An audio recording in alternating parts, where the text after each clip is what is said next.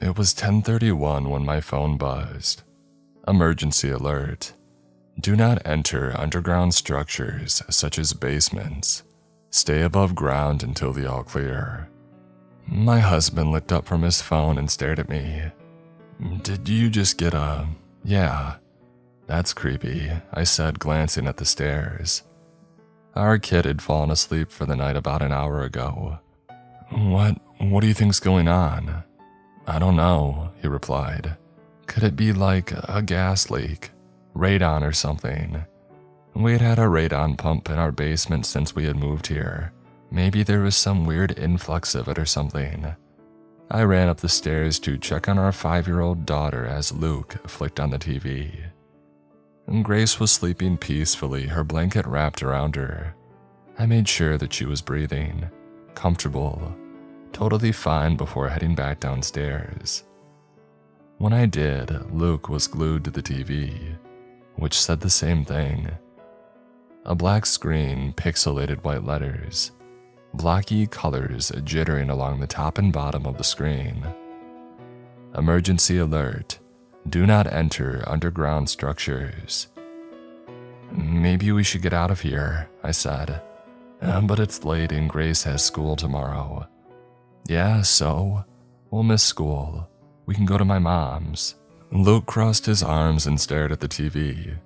He then flicked to CNN and other news channels, but whatever was happening here must have been local, because it was the same political drivel re-airing from earlier in the day.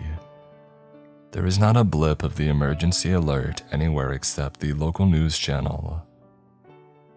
I pulled out my phone and did some Google searches. Nothing came up. So I shot off a text to Lacey, the mom of one of Grace's friends, who lived in the next development over. We had only lived here since the school year had started, so it's not like I had a whole network of people to ask. She didn't respond. I think we should, I said, grabbing a duffel bag out of the closet. What about work? Don't you work remotely on Mondays anyway? Yeah, but...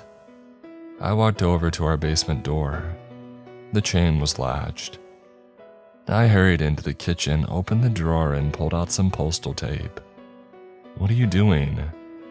If it's radon or something, I don't want that stuff all in our house, I said, crouching along the bottom and taping the crack under the door. I think that they would evacuate us if that were the case. I looked up at him as I yanked another long piece of tape off the roll. Okay, so what do you think it is? He shrugged. When I had taped all the cracks, I brought the duffel bag upstairs, filled it with a few random outfits for me and Grace, along with my laptop and a few of her favorite dolls. And then I grabbed the cooler and loaded our leftover pasta and yogurts into it. Within 10 minutes, I was ready to go out the door. I'll pack up the car. Can you go and grab Grace? I asked. Luke went upstairs. I walked down the driveway, weighed down with bags. It was a chilly and clear night. Stars twinkled high above me. The street was exceedingly quiet, the tall, scraggly pines of the surrounding pine barrens stretching up to the sky. I heard the echo of a dog barking somewhere. If everybody got the alert, wouldn't there be more people deciding to leave? I glanced at the house across the street. It was completely dark except for the light above the garage that flicked on when I came out of the house. I opened the back hatch and threw our stuff in. Luke came out after, carrying Grace, wrapped in blankets. She blinked sleepily. I strapped her in and Luke grabbed some stuff, and then we were pulling out of the driveway on the road to my mom's house an hour away. She fell back asleep. I told Luke, watching her face flick into view with the light of the passing street lamps. Good. My phone buzzed. I reached for it. Emergency alert. Your phone's GPS indicates that you're leaving the city limits. We do not recommend evacuating. Please return home and stay above ground. What the heck? I whispered. What? Luke asked. There's another alert. It's saying it knows that we're leaving. It's tracking our GPS and it's telling us to stay. Luke glanced at my phone. Wait, seriously? Yeah. That data's supposed to be private, he said. Isn't it? I would think so unless, I don't know, maybe there's some emergency protocols that allow the FBI to access it or something. We fell into uncomfortable silence. Luke clicked on the turn signal and switched lanes. You don't want me to turn around, right? He asked quietly. I glanced down at my phone. No, I don't. The highway was empty, not a single car in sight. That made me uneasy. I mean, surely other people would be evacuating, unless they were all actually obeying the second message. But who even trusts the government these days? I did another Google search. No results popped up. I refreshed over and over again. Wouldn't something be on the internet by now? We were 5 miles out of town now. I should be relieved, but I wasn't. I leaned against the window. The cold glass pressed against my forehead. The pine trees flashed by, skinny and tilted, and then gave way to a charred and barren patch of forest. Both sides of the highway were burnt to the ground. I had read somewhere that some pine cones only opened in extreme temperatures, like from a wildfire. Fires and regrowth were part of the cycle here, part of the ecosystem, in flux between death and rebirth like a phoenix. My phone buzzed, and my heart dropped, but it wasn't an alert. It was a text from Lacey. Only 2 words. What alert? My fingers raced across the screen. Didn't you get an emergency alert saying to stay above ground? No. Lacey didn't get an alert, I said. Luke paused. What? What if the alerts were only sent to our phones? I asked, my voice shaking. I glanced back at Grace, still peacefully asleep, head lolling softly from each bump of the car. Luke shook his head. That's crazy. Nobody can send messages like that. Just the government or whatever. What if it's a trap? My voice shook harder. What if the only safe place was our basement? That's just your OCD talking, he said softly and emphatically. We're doing the right thing. There's something weird going on in town, like a gas leak, and we got out. That's obviously the safest thing to do. I stared out at the charred pines. There were a few that hadn't burnt up, standing tall and stilted in the darkness. I stared out at them, wondering why they were spared. One of them moved. What the? The car screeched to a stop. My body lurched forward, the seatbelt locked, keeping my head from hitting the dash. Sorry, that deer just... His voice died in his throat. We both stared at the lower legs of something illuminated in the headlights. Thin and spindly, but definitely not a deer's. They ended in twisted toes, not hooves, and extended several feet up into the darkness. Silhouetted against the starry sky beyond the reach of our headlights, I could see something tall and spindly, skeletal, crisscrossing lines of bones or sticks or something else entirely. As I stared at it, as it stared at me, a wave of dizziness washed through me. The world seemed to tilt on its axis. Weight pressed down on my head, and immense pressure bearing down on me. Thwack! Something at the side of the car with incredible force. The entire car rocked on its wheels. I screamed. Thwack! A mess of lines, bones, sticks outside my window. Empty air between them, the stars and the pines rippling strangely behind it. Luke stomped down on the accelerator. The car shot forward. We swerved around the thing and then past the burnt section of forest and continued down the dark and twisting highway. My phone buzzed. Emergency alert. All clear. Please return home immediately. We got to my mom's house around midnight. A squat brick ranch on a residential road. I glanced warily at the pines behind her house stretching up to the sky before picking up Grace and carrying her inside. Mom was sitting at the kitchen table waiting for us, her fingers wrapped against the mug in her hand. The entire house smelled like that familiar mix of coffee and dust. I started for the guest bedroom, and then I got a better idea. The ranch had a lower level that was half underground.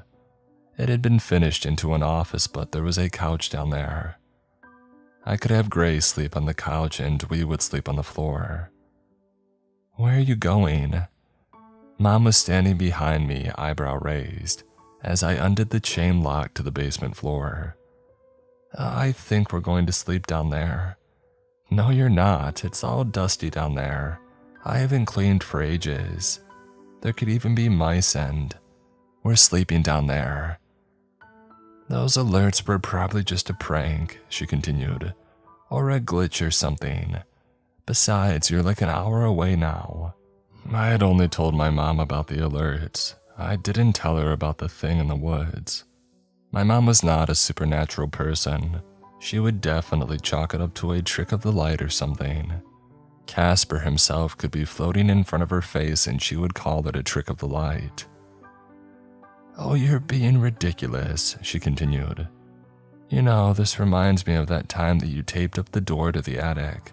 You remember that? When the exterminator had found a bat up there, you were worried that there were more with rabies, and they could flatten themselves through the cracks between the door and the ceiling and bite you while you're sleeping." "You don't feel the bites when you're sleeping," I growled back. "A lot of people have gotten rabies from bats in their houses, and they can squeeze through really tiny places." "My point is," she interrupted, "it's unsanitary down there." Grace was getting incredibly heavy in my arms. I glanced at Luke, who was just standing in the doorway wide-eyed, like he had walked in on a gunfight. And then I pulled the chain lock and yanked the door open. "Kate," Mom said warningly. Halfway down the stairs, my phone buzzed in my pocket. I got Grace settled on the couch and then pulled it out. "Emergency alert. Your phone's GPS indicates that you have stopped in Redacted, New Jersey. Disobeying an emergency alert is a federal offense. Please return home and stay above ground." I lifted my phone to show Luke, who was coming down behind me. His face looked ghastly pale in the white light. Mom was right behind him and craned her neck to read the alert too. "Oh, that's BS, she said. "It's not a federal offense, it's a state offense. And that would be an evacuation order like for a hurricane or something." She shook her head. "You know what this sounds like? One of those scammers. I got a call from someone claiming to be my grandson." "It's not a scam," Luke interrupted without elaborating. And then he worked in silence, putting the blanket over Grace and getting her comfortable. I flicked on the light and checked for mouse droppings, but I didn't see any. "I'll get the rest of our stuff," he said, leaving my mom and I alone. Her expression softened as she looked down at Grace, at her perfect little face. "Do you need anything else?" "No, I don't think so." She nodded and went back upstairs. I glanced around. The office stuff was in the leftmost corner, the desk covered with papers and a single photo of my dad. He had been gone for 7 years now, and it seemed like every year, more and more of his stuff got tucked away, moved downstairs, shoved into storage. I swallowed down the feeling and glanced around the rest of the room. The door next to the desk led to the unfinished storage area. On the other end of the basement was a sliding glass door that led out into the backyard. I didn't like that at all. We were technically underground where we stood, but the rightmost corner with the door was above ground. Did that mean that we were still vulnerable? Those things couldn't fit through a glass door, I thought, but they couldn't fit through a normal door either, and apparently we wouldn't have been safe in our own home. I stared out the glass door, afraid that I might see one of them out there. Maybe this was a bad idea to stay here. We were an hour away, sure, but the pines were still right at our door. Not officially the Pine Barrens, but the surrounding pinelands ecosystem, which was almost the same thing. If those things came from the Barrens, they were only in the burned areas, I reminded myself. I imagined a pine cone spiraling in midair, petals opening as fire raged around it, and skeletons made of sticks prying their way out of the thing, creeping along the ground and stretching and growing towards the sky. Were there any maps of the burned areas? I pulled up Google Maps looking for the blackened areas, but the information would be out of date, wouldn't it? My phone buzzed. I expected another alert, but it was a text from Lacey instead. My friend Rochelle got the same alert that you did, by the way. Super weird. My heart dropped. And did Rochelle, whoever she was, listen to it? Tell her not to listen to the alert, I started typing. It's a trap. And then I realized how unhinged that sounded. I didn't even know Lacey that well. I thought for a second and then typed a new message. Can you give me your number? I want to ask her about it. It's pretty weird that it targeted both of us and no one else. Sure, let me ask her, was the reply. As I waited, Luke came back down the stairs carrying our stuff, computer cords and stuff nearly falling out of his arms. Someone else got the alert, I whispered. One of Lacey's friends. Really? Yeah, I asked for her number. A minute later, the number came in. I dialed it immediately. On the third ring, she picked up. Hello? Hi, this is, Kate, Lacey's friend. I started awkwardly. We got the emergency alert too, but we think that it's a trap. There's something off about it. A pause. But it came from the government. How could it be a trap? It seems like nobody else is getting it. When alerts are sent out like that, they're sent to all the phones in a certain location. It doesn't make sense. Yeah, I don't know, it's weird. Well, we were just about to go to bed here, so I'd better go. Wait, I think the basement is safe and everything else isn't, I said quickly. I think someone's trying to lure people into staying above ground. Okay, maybe, she said unconvincingly. Look, I gotta go, sorry. A few seconds later, the call ended. Oh crap. She didn't believe me, I said, looking up at Luke, my lip trembling. She and her kids and her family, they're all going to. Hey, you tried, he said, wrapping his arms around me. That's the best you can do. I couldn't help it. I cried as we lay on a blanket on the floor and got ready to sleep next to Grace. I looked down at her perfect little face, and then Luke and I snuggled under the blankets together. Hey, kiddo. I woke up with a start. For a second, I thought I was in my own bed, but then the roughness of the carpet, the aching in my back, it brought me back to reality. My father's voice, rough and warm, lingered from the dream. I could almost feel his arms around me, the summer sunlight beating down on us as we played at the creek behind the house. I rolled over to check on Grace. Her eyes were wide open. She was staring behind me, at the sliding glass door. Slowly, she raised a hand and pointed over my shoulder. I turned around. There was something twisting and turning, contorting itself, trying to get in through the sliding glass door like a dog through a cat door. It did it silently except for a low clicking sound, like the popping of joints. All the blood had drained from my face. Dark, sinewy legs like spider legs, twisting and turning in the moonlight, squeezing itself ever so slowly through the hole that it made. I now saw the shattered glass scattering the floor. I grabbed Luke and shook him. Luke! The thing fell still. I couldn't see eyes or a face, but I felt it in my gut. It was staring at me. Dizziness swept over me. I stumbled forward, losing my balance. It was like I was standing on the deck of a boat. The ground seemed to shift and tilt underneath me. I just wanted to lie down until the world stopped turning. No, I screamed internally. You can't let that thing get Grace. I glanced around the room looking for something that could be used as a weapon. Anything. Go in there, I said to Grace, pointing to the storage room, or at least I thought I was. Everything was tilting and moving around me. Go, hide. I stumbled forward, but all the colors were bleeding together now. Everything was hazy as a dream. My father was standing in front of me, standing there in the basement, but his face was all wrong. His eye drooped out of his socket, like something had squeezed his skull. His grin was crooked. Hey, kiddo, he said in a voice that sounded off-key. Nausea filled me and I started vomiting. Warm liquid down my shirt, splashing on my feet.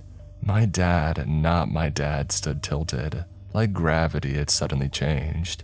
One arm was too long and hung limply from its socket. I miss you so much. Stop, please stop. Come with me. We can be a family again. Stop. I never got to meet Grace. Wouldn't it be so wonderful for me to finally meet her? The world tilted and shifted. I stared at my father, his left eye drooping like jelly. His crooked smile, his gaunt face, his limp arms. I opened my mouth. Hot pain shot up my shoulder. I fell to my knees instantly. I tried to cry out, to say stop again, to tell Grace to run for her life, but all that came out was a scream of pain, and another and another. When I finally opened my eyes, the world had stopped tilting. Luke was dragging me across the floor back from the glass window. Grace was peeking out of the storage area, terrified. I touched my shoulder, stinging with pain. My fingers came away red. It bit me. I'm dying. What? My phone began to ring. Shaking all over, I reached into my pocket and pulled it out. I recognized the number. It was Rochelle. You're right, she said breathlessly, no preamble. What? I asked, my voice hoarse. About the alert.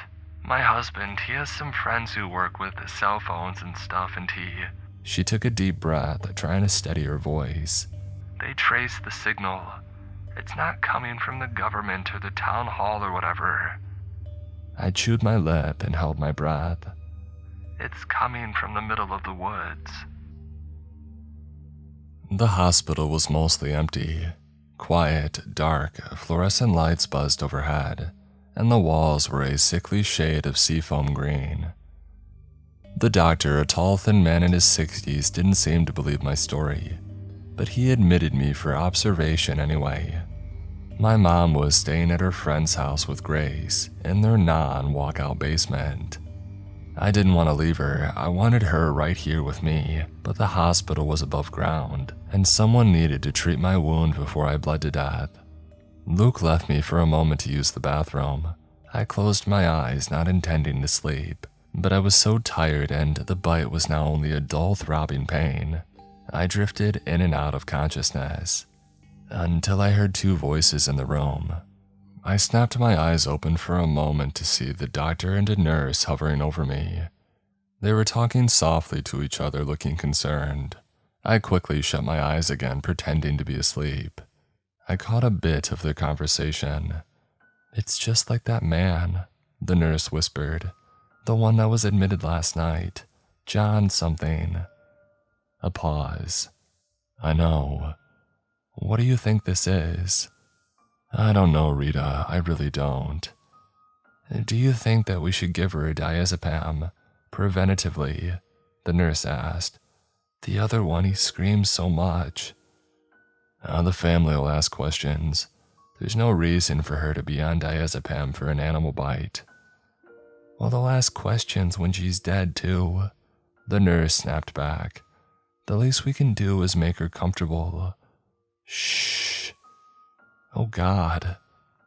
I didn't open my eyes, but I had jumped when the nurse said dead. I now could feel both of them looking at me, their eyes boring through my closed lids. Let's talk somewhere else, the doctor said. Hurried footsteps on tile, and then nothing.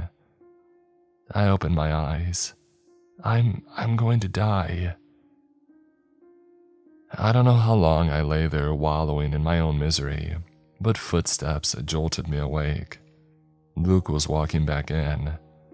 How's the pain now? Bad.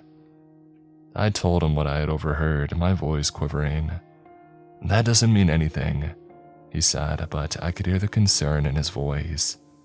We're going to get you out of here and everything's going to go back to normal. The mayor or whatever will release some statement about a faulty alert system, and... Stop. He looked at me warily but shut up. The two of us sat in silence. A few times Luke opened his mouth looking like he was going to say something but then quickly shut it again. Footsteps pattered by outside in the hallway. The tinny sounds of the TV droned on in the corner. I'm going to call Rochelle, I told him. The line rang 3 times before she picked up. I told her everything about the bite, about the things that I saw. I was afraid of sounding crazy, but when I had finally finished, she sounded like she was crying on the other end. I saw my baby, she said in a low tone, barely above a whisper. I had a miscarriage at 14 weeks, and I saw this little basket with a tiny pink thing bundled up inside, and I heard her cry. Her voice broke. I knew it wasn't real, but I still went toward it, before Ravi pulled me back. I'm so sorry, I said, the phone trembling in my hands. Thank you. But it didn't hurt you, right? Bite you or claw you? No, I don't think so. The silence stretched out between us. So what do we do? I asked. Just run from it forever. I've been talking to someone who knows about this more than we do. Maybe I should come see you. What hospital are you at? She told me that you would be there in an hour. Rochelle was a short, thin woman with brown skin and thick-framed glasses. She wore a t-shirt with some sort of video game reference on it and faded jeans. As she hurried in, she was wringing her hands, twisting them over and over again. Following after her was a woman in her 50s. Her salt and pepper hair was cropped short and her skin was deathly pale, like she had never seen the sun. This is Jamie, Rochelle said, gesturing to the older woman. She's a professor and specializes in this kind of stuff. I've been talking to her for the past few hours and she wanted to see you. This kind of stuff. The woman abruptly sat down and leaned in towards me, like I was some kind of specimen that she was eager to examine. You know what's going on here? I asked, as she stared at my shoulder in a way that made me extremely uncomfortable. Well, yes, sort of. Have you ever heard of something called speculative evolution? No, I replied. Okay, it's reconstructing what kinds of creatures would evolve under different circumstances. Maybe an amphibian would evolve to have wings like a bat, for example, if insects didn't hover around ponds. You see what I mean? I guess. We also try to construct what animals might look like millions of years from now, or humans. What kind of things will evolve under the pressure of modern humanity, modern technology? There's already some of it happening. The bedbugs in New York City are hundreds of times more resistant to pesticides than the ones in Florida are. And deer are more skittish than they were 10 years ago because cars kept hitting them. Okay. I had no idea where she was going with this. You haven't seen that image of what humans would look like if they were evolved to survive car crashes. The man has like no neck and lots of fat to cushion the impact. No? Okay, she shook her head. The point is, some people in this field believe that at some point, creatures would evolve abilities that mimic technology, like birds that look like drones or bats that can sense electromagnetic fields. Who's to say this thing that you and Rochelle have described hasn't evolved the ability to send out radio signals, hack our entire mobile system? Okay, that's ridiculous, Luke interjected. So what, this creature is like texting, in English? Oh no, nothing like that. States, local governments, They often have pre-programmed emergency messages, like a protocol for hurricanes, earthquakes, nuclear threats, etc. This thing had just hacked a signal to send a particular protocol. Same thing with Rochelle, she said, looking sympathetically at her. We're all sending little electromagnetic signals in our brains all the time, neural impulses. Sharks, 400 million year old living fossils can detect them.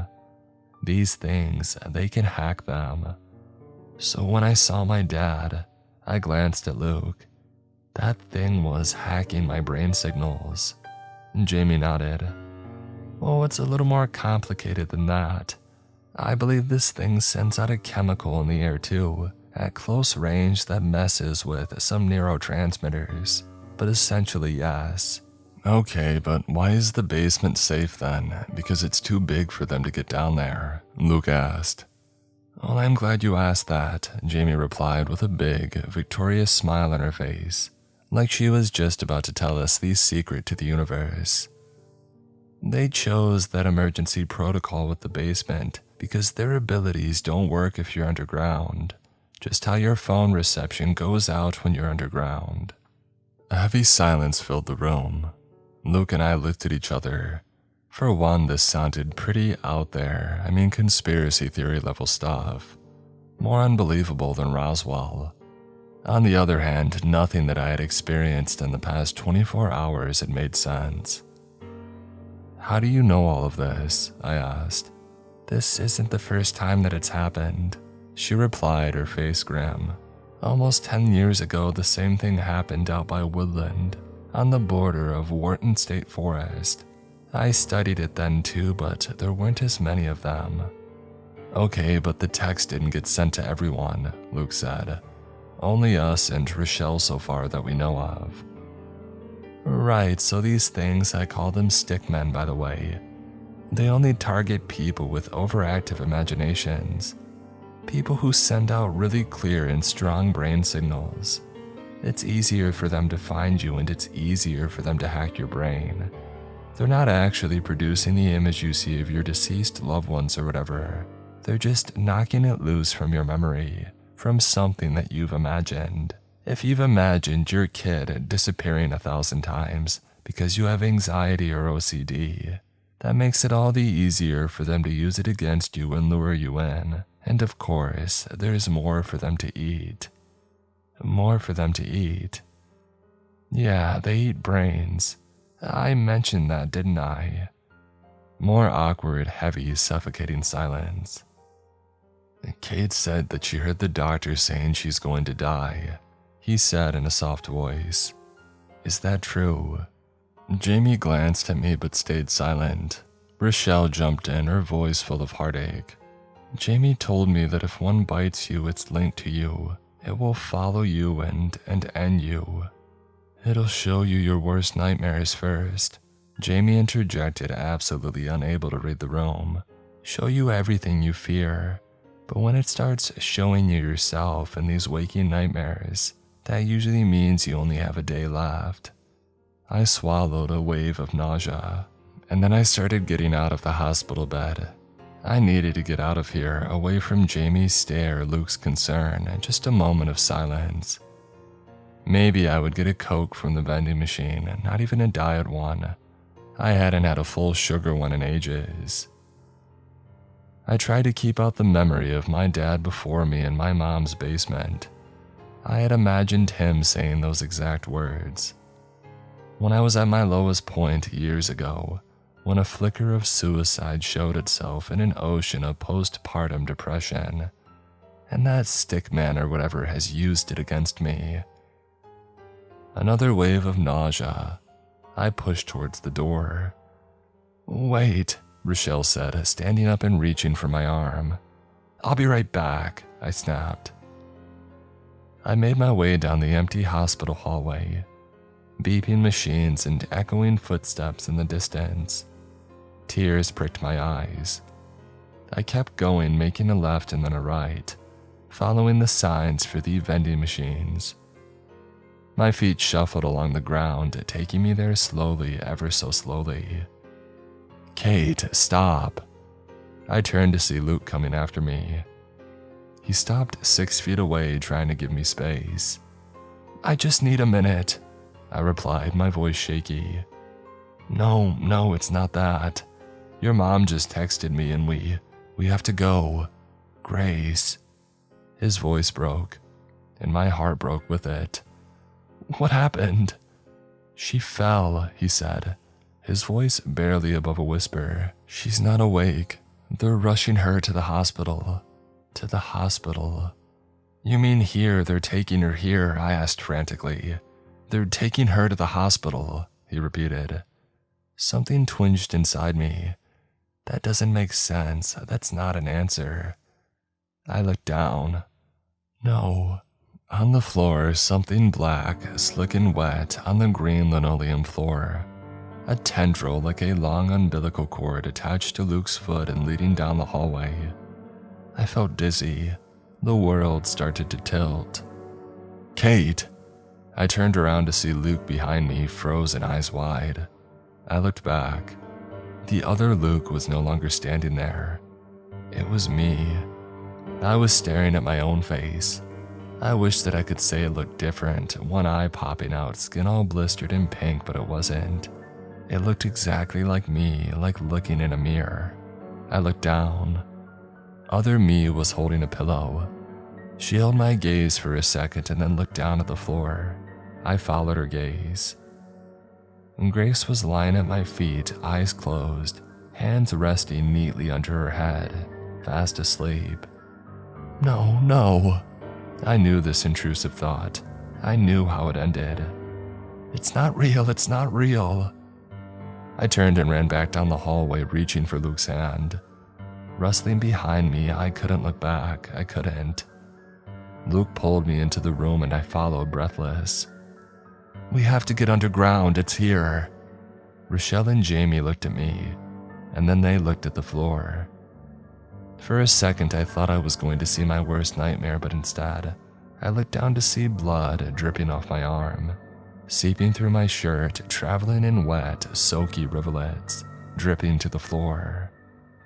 Jamie shot up and walked over to me. Gently, she pushed back the cloth of my shirt, exposing the wound at my shoulder. "Necrotic tissue," she whispered. She shook her head sadly. "It's begun." "I can't die. I can't." My shoulder pulsed with pain. I continued running down the hall towards the big red exit sign. The hospital hadn't released me. "Stop!" Luke begged, catching up with me, but I forced myself to run faster despite the pain. I wasn't going to just sit in the hospital room and wait to die. Obviously, from what the doctor said, that's what happened to the last one.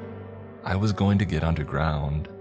Maybe I would have to stay there forever, or until they found a way to kill these things. I would not leave Grace without a mother. I wanted more than anything to go to her, hug her, to tell her that I loved her. But maybe that thing could follow me even into a basement. I didn't think so, but I couldn't risk it. The best thing that I could do was get underground, buy time. Grace was as safe as she could be with my mom underground. I ran towards the exit. The red sign glowed brightly in the darkness of the hallway. One of the lights flickered overhead. My bare feet slapped against the floor. The floor felt sharp. I kept running, but it didn't seem like I was getting any closer to the exit sign. What the? I glanced back and Luke wasn't following me anymore, nor was Rochelle or Jamie. The hallway extended beyond me, stretching back into the darkness indefinitely. I kept running. The exit door was open now, but still so far away. A stiff breeze blew in, ruffling through my hair. It smelled of pine and wood and decay. Keep running. The ground was so rough under my feet and the air was so cold. The lights above me flickered wildly. The door didn't get any closer, no matter how fast I sprinted. A few leaves swirled by outside in the darkness. Keep running. The lights above me flickered out, and then I wasn't in the hospital anymore. I was in the middle of the woods. Pine trees stretched up into the darkness, The sand littered with sharp sticks and rocks bit into the bare soles of my feet. Silence rang in my ears except for a light fluttering sound somewhere in the darkness. No, it tricked me. I wheeled around and I didn't see any lights, any break in the trees. How deep in the barrens am I? How long have I been running? The darkness closed in, suffocating me. I felt my pockets, no phone, no way to call for help, no way to know where I am. I sucked in a breath, ready to scream into the darkness. But that would draw the stickmen to me, wouldn't it? Or did it not matter? Did they already know where I was? I looked up at the stars, at the slices of sky poking through the pines. I tried to identify them. Is that Cassiopeia? But I didn't know anything about how to tell directions from the stars. Besides, the pines blocked out most of the sky anyway. No, wait, that's not the way to do this. I ran in here and my legs didn't feel that sore. Even though it must have distorted time, I had only felt like I was running for a minute. If I had run 10 miles into the barrens, I would have known. I just needed to figure out what direction I had come from. I wheeled around trying to look for footprints, flattened vegetation, any sign of where I had come from. But it was pitch dark out and I didn't have any source of light. There was moonlight enough to see so that I didn't smack into a tree, but not enough to look for footprints in the sand. I stared at the trees, but the branches were up too high and too thin to support my weight. I couldn't climb them to get a better vantage point. I ransacked my pockets again. Nothing. And so I started off in a random direction. Sticks stabbed at my feet. Pebbles rolled underneath my toes. I kept walking forward trying to keep a straight line. The Pine Barrens is 1,000,000 acres, but an acre wasn't that many square miles. I remembered that from somewhere. I tried to focus on doing the math. If I was in the center and I walked in a random direction, how long would it take me to get to the edge? 5 hours or 10, maybe more than that. And of course I had heard the stories. Even without the stickmen, the Pine Barrens were deadly enough. Carnivorous plants, rattlesnakes, and a way of turning people around. It was easy to get lost in the infinite pines. I thought of Grace, Luke telling her that I was gone, her crying and melting down. She needed me. Maybe years ago at that low point in my life right after Grace had been born, I wouldn't have been quite so panicked at the thought of dying. But I was panicking now. I picked up the pace. Sticks stabbed at my feet harder. I tried to keep a straight line, but it was so hard in the dark. And for all I knew, I was just walking deeper and deeper into the barrens. And then I saw it. A clearing. My heart soared. That must be where I came from. It was one of the burned areas. The fire had hollowed out a large clearing. It was lit in silver tones by the nearly full moon, no longer obscured. Some pines still stood, completely bare of needles, skeletal and black. Ash blackened to the pale sand beneath, the color of bone. A few pine saplings poked through the destruction, only inches tall. It was deathly silent. I'm never going to get out of here. I looked up at the blackened pine stretching up to the sky like fingers. Snap. I whirled around. Someone was standing at the edge of the trees, painted in all tones of gray from the moonlight and barely visible among them. I took off into a run, but in my panic I tripped. It felt like I was in slow motion. The sandy, ashy ground rose up to meet me. Pain shot up in my arms and my shoulders screamed in pain. Sticks scraped my cheek. More snapping. I scrambled up to see myself standing there, arms hanging limply at my sides, hair grazing my shoulders. "Let me go!" I screamed. My voice echoed and died into the forest. She stepped closer. I could hear too a wet smacking sound. There was another slimy black appendage attached to her feet, controlling her like she was a puppet. She canted her head at me and her lips split into an unnatural grin. I turned and tried to run again, but an intense wave of dizziness hit me. The ground tilted, heaviness pressed down on my head. My stomach lurched and I was vomiting, stumbling, tripping in my own puddle of vomit. "Stop," I croaked.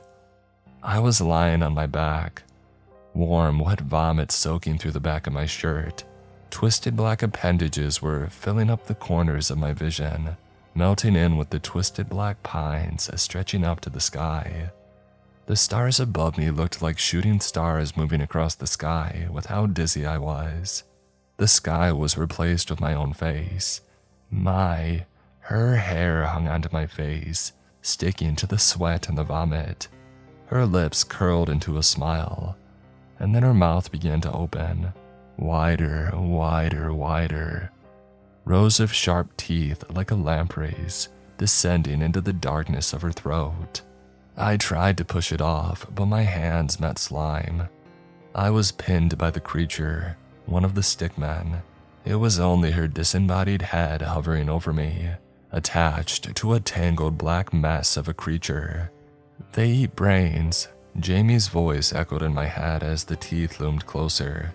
So close that I couldn't see any of the barons anymore. "Grace, what's she going to do without me? She'll never recover. Her entire life will be ruined. I can't. I'm so sorry." And then I realized the stickmen were attracted to brain signals. What if I had done something that I had never done before? What if I just stopped thinking? I closed my eyes, ignored the warm, rotting breath on my face, ignored the slime seeping through my shirt, ignored thoughts of Grace. I used every last bit of my willpower to stop thinking. Nothing, a void, non-existence.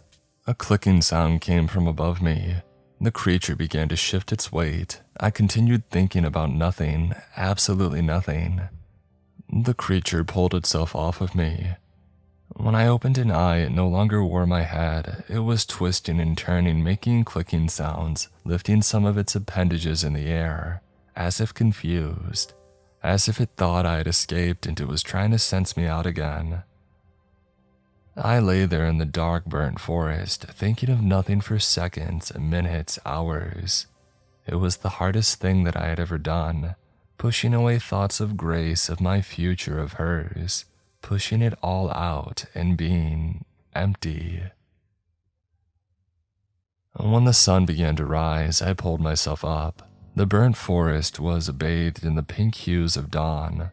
My skin was covered in vomit and black slime. My shoulders still throbbed with pain, and there was no sign of the stickman. It took me another few hours, but in the daylight, I was able to find my way back. After walking around in circles for a while, I caught a glimpse of a road through the trees.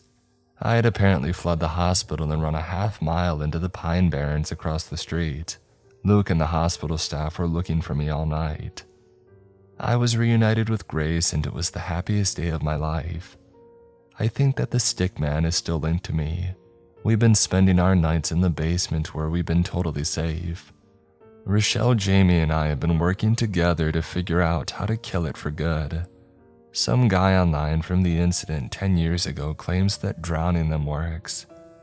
But for now, I am content to be home and be safe, even if it isn't forever, and a million bad things are waiting to happen.